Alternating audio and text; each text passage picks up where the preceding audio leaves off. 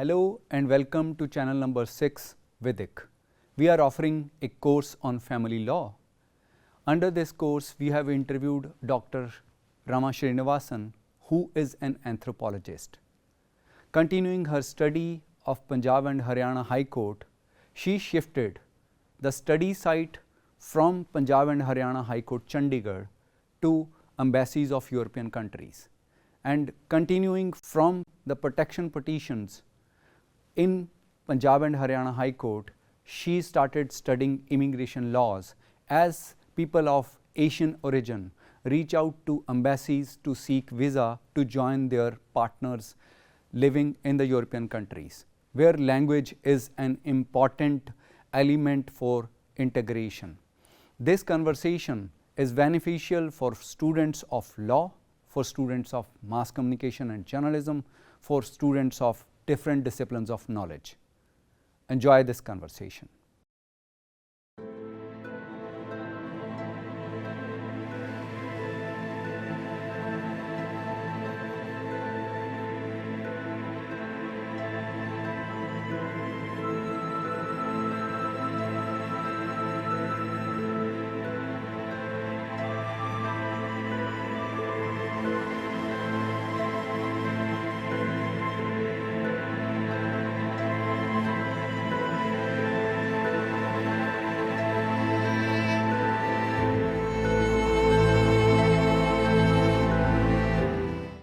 Hello and welcome to channel number 6 Vedic. I am Daljit Ami from EMRC Patiala. We are in conversation with Dr. Rama Srinivasan. In the first episode, we talked about her study about eloping couples, and she studied those eloping couples as her study site was Punjab and Haryana High Court. Thereafter, she has started studying a different issue.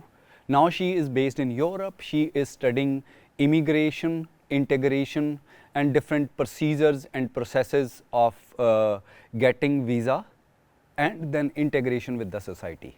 So, welcome back, Rama. Thank you, Jaldi. So, first of all, I would like you to explain the transition from your first study to the second study. First study you did in Punjab and Haryana High Court about eloping couple. And then you are studying marriage, immigration and immigration processes in Europe with reference of South Asian people who are migrating to countries like Europe, Italy, France and so on. Yeah, explain the transition. Yeah, it was a very interesting and again very personal journey for me. As I explained in the last episode, I was at that point of time in my life in 2014, observing courtroom cases on couples who were trying to convince state authority on the validity of their relationships, and then of course also came back with the impression that they had been recognized as a couple, and during that phase in my personal life itself, I had started a procedure to basically get a visa for Germany, to go to Germany and get married to my German partner. So at that point, I had these two different lives essentially. Here I was looking at rural Haryanvis and their struggles with the state and the police and their families, and just basically seeking ways to be together. And then I was also in my personal life trying to be together with my German partner. And what had happened is an extremely long procedure of like 8 months, where the German embassy and the German state was trying to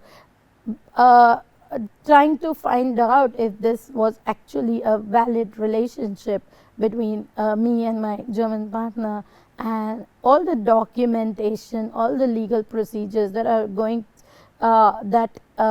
they were demanding and processing made me realize that there was such an interesting parallel between what I was studying for my doctoral research and what I was going through as a person who was seeking to get married. And I just realized that this had to be my next project, and that is how I came to the topic of marriage migration.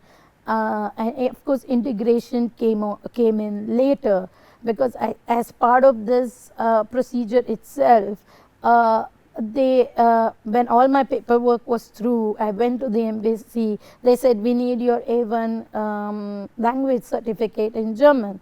And I said that there were exceptions, and I met on all 3 counts of the exception for A1 certificate, and I just simply didn't have that time at that moment to learn the language and do the exam. And they essentially told me, it is up to you. If you can learn the language, pass the exam, then you get the visa, and you go to Germany and get married or not. And then I just basically decided that I had to study marriage migration in connection to integration, because I realized when I went to the Goethe Centrum in Chandigarh to do my exam, I had realized that there were so many people who were actually struggling to learn German, and there were people who had completely mastered how they had to ace the exam, and it was not about language proficiency as much as how to pass this exam and go to Germany and be with your partner. So that is basically how integration also came into the picture. And then I decided this is what I was going to do for my next project. So there is continuity. There is continuity. Continuity from Punjab and Haryana High Court as study site and moving to immigration procedures and processes. So I want to ask a question to an anthropologist. Is personal experience very important for an anthropologist, or personal experience just give you insight into something which is bigger as a phenomena? Yeah, that is very important question, and it's something that anthropologists have struggled with in the past and also continue to struggle with. There are serious methodological concerns with autoethnography, as it is called, when you are doing research on essentially yourself.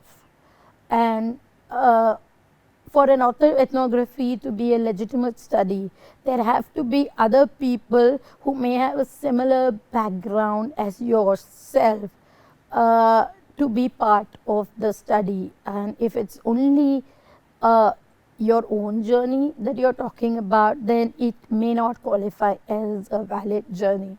When I started this project, I was very clear that my personal experiences will inform data collection, interviews, basically what do you call it?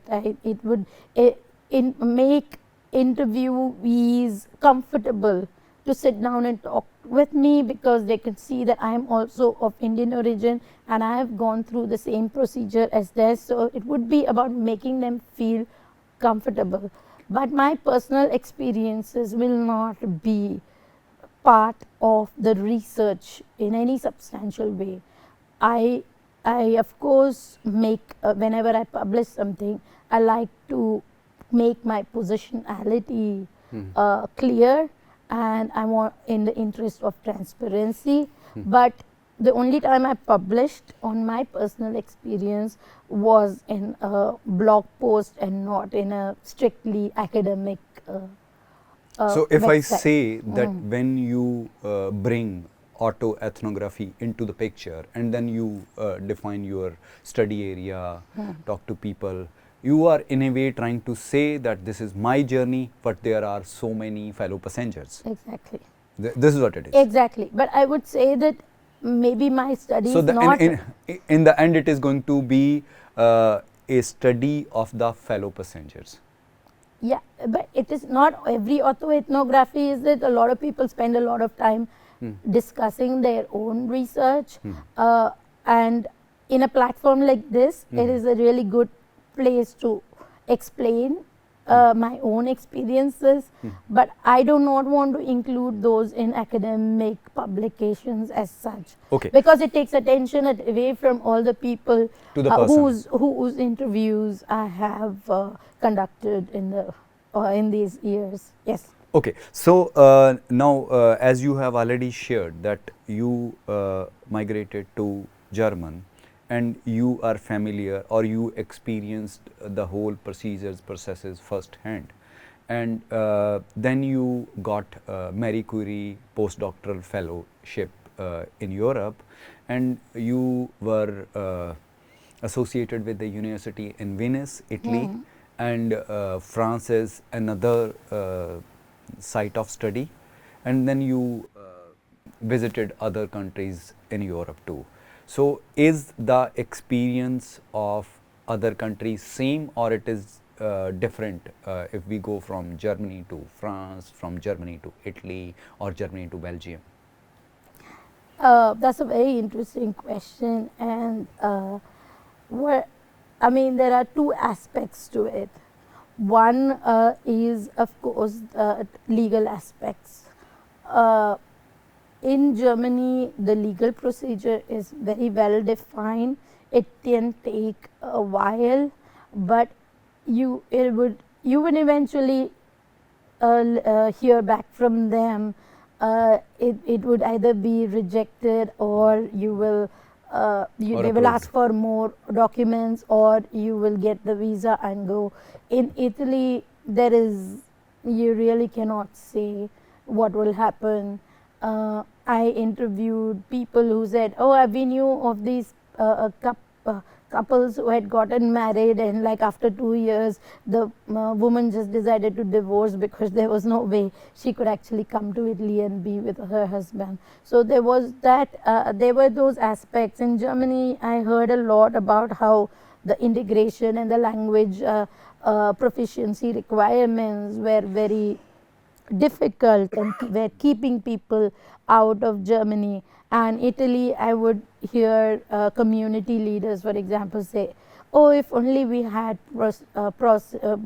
policies like in Germany, like women, especially from South Asia who come here, they face so many difficulties. They have no avenues to learn Italian, no avenues to actually participate in community or labor market. If we had laws like in Germany, it would all be so much smoother." So I got this other aspect, because I had only heard criticism of German laws and policies when I was in Germany. And when I went to Italy and talked to South Asians there, they were actually hoping for laws like Germany. Like Germany.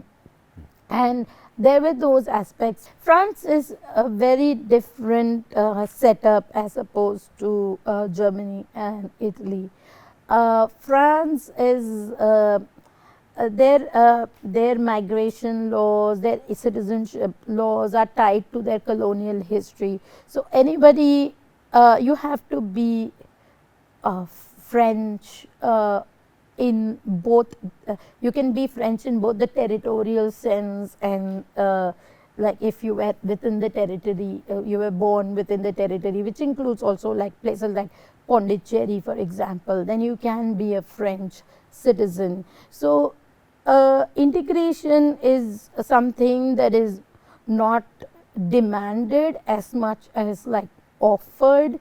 Like it is something that it is more inclusive in some ways, but then of course people who move to France also have struggles with racism and discrimination, which make their integration a little bit more difficult.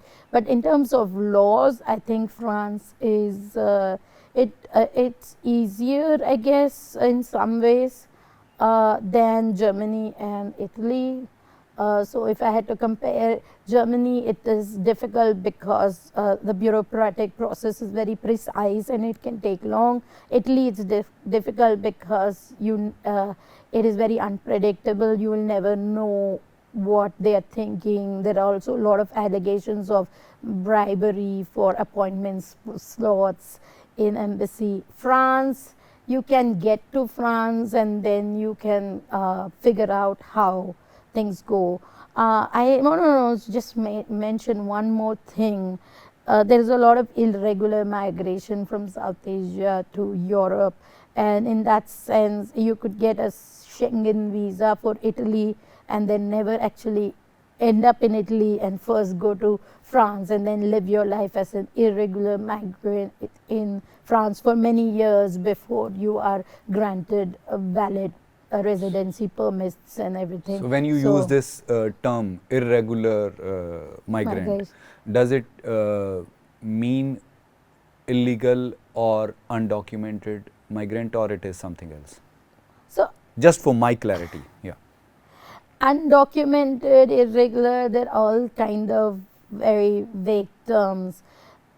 The French government sometimes know, like Italian government knows that there are these people without valid visa petitions. The French government knows that there are all these people. The Italian government actually has an unofficial procedure that every few years they will say we are going to regularize 10,000 irregular migrants. My terminology for irregular migrants comes from the EU documents, which is to say that they did not go through a regular visa or asylum procedure. Documentation, they might have some kind of documentation while not having a valid visa. Those are all very tricky topics, and I don't want to stigmatize. I don't want to stigmatize any immigrant who is living there without a valid visa. I find irregular migrants a good way to talk about this, because I'm not passing a value judgment on the immigrants, but I'm also not trying to minimize it. You have to have a way to talk about it, because it is actually very important for South Asians, where huge numbers of people without valid visas who come from South Asia and Europe, and you have to talk about it. You have to have policies for this. You have to find ways to help them, and you have to find ways to make sure that they don't get exploited in precarious situations because they don't have valid permits. So, okay. So on the one hand, you extended the scope of your study from Germany to other countries of Europe as well, and on the other side, you extended your scope from India to South Asia. So what made you decide that? How do you put them in one category, if you put them in one? I mean, of course, I started with Indian migrations into Germany, and if you look at my publications, you'll still find that there are a lot more Indians represented, especially in Germany, who are represented in the data. What prompted me is that because when I was applying for Marie Curie, I knew that it would be a lot of funds, it would be a lot of resources, it would be opportunity. So it was for me a way to kind of expand my network as well as expand my the scope of my research when I had the resources to do so. And I also actually believe in the European Union as an idea. I like to think that Europe should be without borders, and immigrants like myself, but also South Asians in general, should have more free movement within Europe and experience Europe as a whole. So it was for me like an opportunity to go to different European countries and experience life there, and also interview people in different European Union countries. In terms of South Asia, I was very much interested in Sri Lankan Tamil refugees, formerly refugees in Europe, of whom there are a lot. But when I defined my parameters as South Asian. I was very pleasantly surprised to have the opportunity to interview a lot of Pakistani Punjabis, and that experience for me was very valuable because I could for the first time compare Punjabis from this side and that's the other side of the border who are all living in Europe now, and see the similarities, this culture of migration, this sense of adventure also in some ways.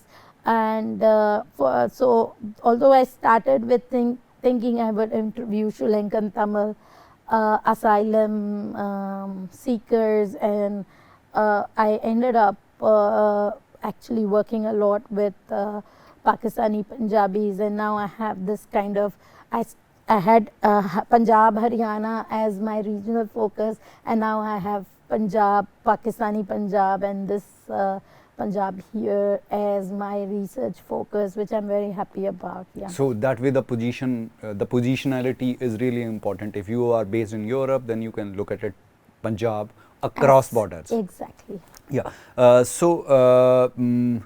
Language is important aspect of integration and migration to European countries.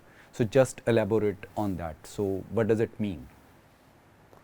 I think it's also part of it is that European countries have defined their nationalism in terms of their language, which could be something that they share with Punjabis also actually.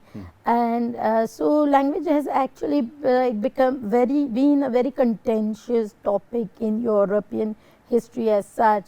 So very curious thing, because in Belgium the different language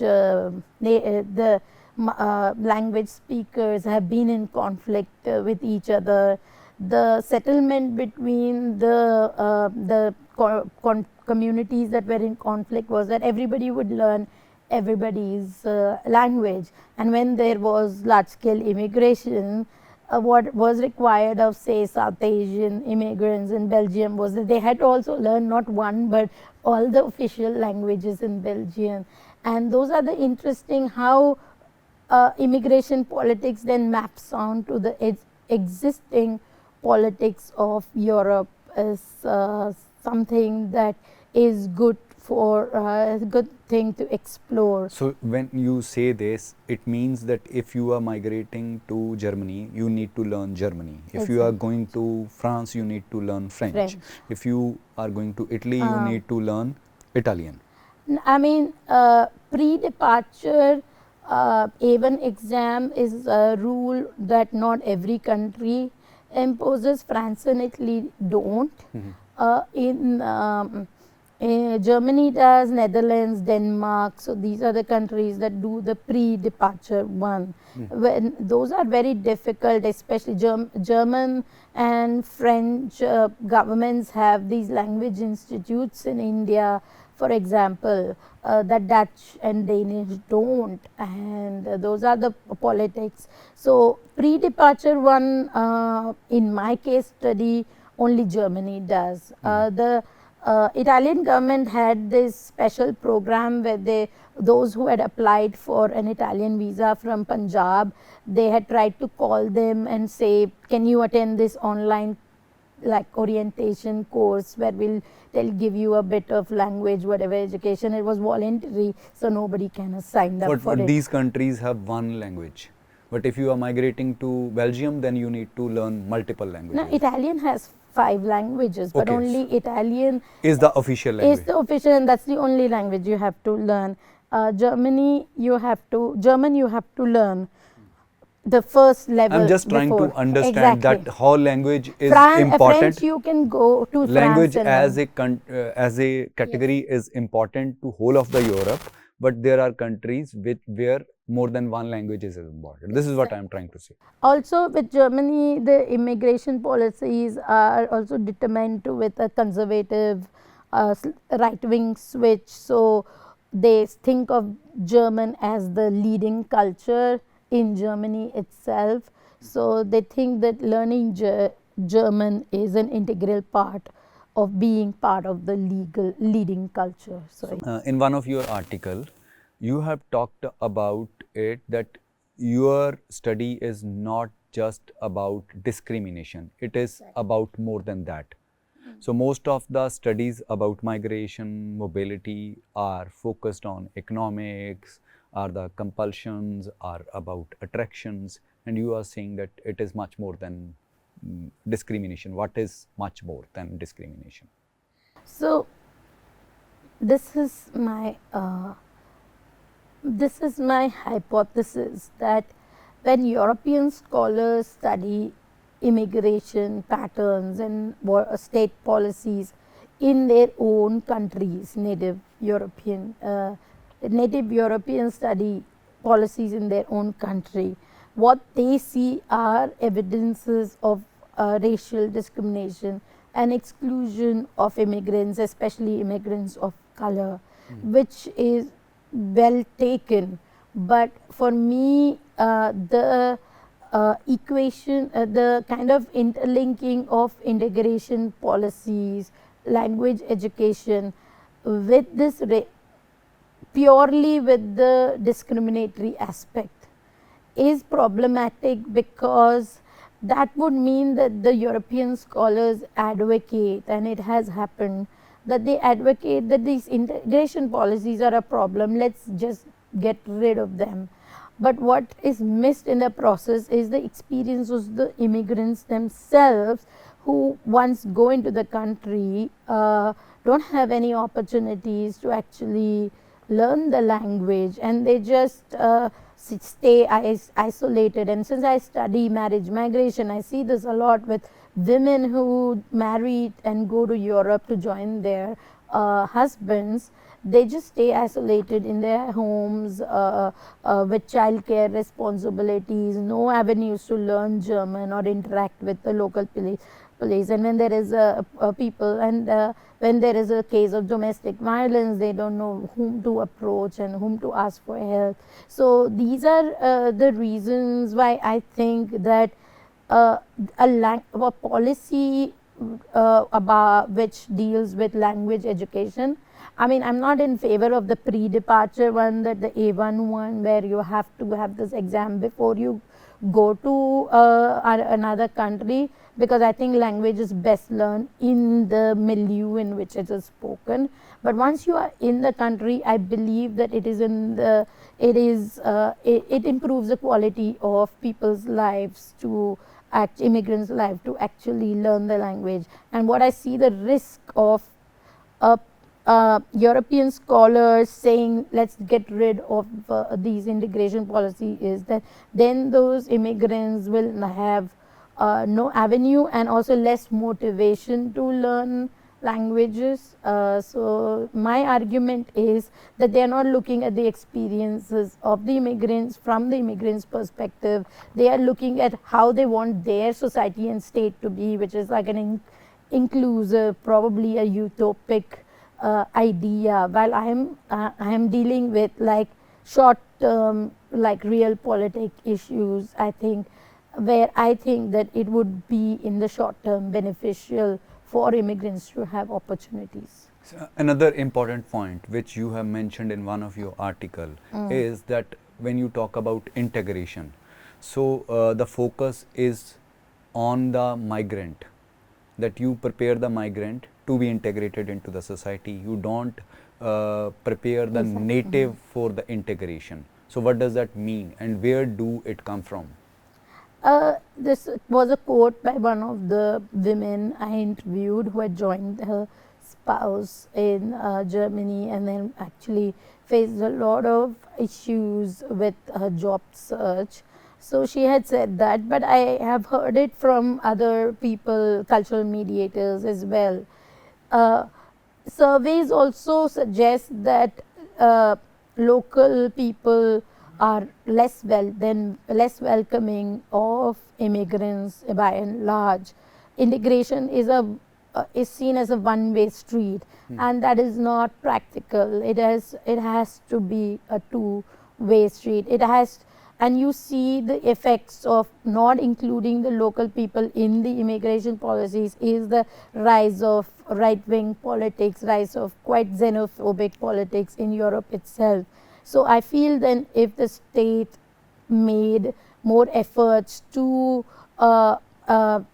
bring the local population on board, I think that also rise of right-wing politics could be stemmed. So when you encounter this kind of quotations or respondents articulating these kind of issues, is there some kind of precedent anywhere where the local population has been prepared or given some kind of training or made aware that this is what the integration process is going to be and this is the way we need to welcome the migrant in the society? Or it is just a utopian idea that even the native society need to be prepared? It's just one of those lovely ideas, and corporates, companies which are like especially multinational multinational companies do that. Do it in for their own employees. So they have intercultural competence, trainings and all, but by and large the burden in those cases is also on the immigrants coming in. But yeah, they have these team building activities and everything where they try to, despite the cultural differences, how can people work well as. But for company, it is important to improve the work atmosphere, it is important to improve the efficiency, it is important to decrease the conflicts at work site. So they take responsibility of that part. Can that kind of responsibility be taken by a state or not? I think this should be an argument of the social scientist or anthropologist. I mean, I can say the state should do this, but the state is probably not going to listen to me or any other social scientist doing it. What I do see an opportunity is to employ local governing bodies at the municipality level. At the local level, there are also like clubs and the trend of clubs doing hobby groups is something that can be utilized. I've noticed that those people who go to Germany or Italy, for example, if they join a local football club, their integration is so much smoother because football is seen as like this place where anybody can come and start playing.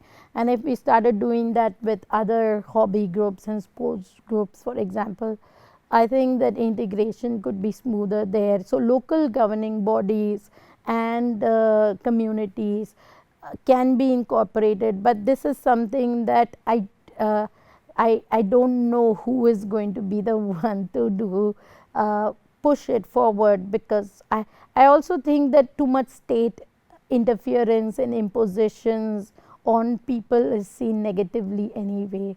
So I'm not sure that from the central national government level that would be something that would be appreciated by the people. But from your articulation, it seems that at least anthropologists are going to find new sites where integration is taking place, whether they are clubs or hobby classes or so on. At least this anthropologist is, I don't know what other anthropologists are thinking. I have not seen an articulation like this from other anthropologists. So all the best for the new explorations, finding new sites and getting new insights. Thank you very much for joining us. Thank you. With this, we end this conversation with Rama Srinivasan. She has well articulated her ongoing study, which is about immigration, integration, and different procedures and processes that are taking place in Europe, and how South Asians are migrating to Europe, the kind of issues they are confronting over there, and the kind of tensions that ethnographers, anthropologists are bringing to the table.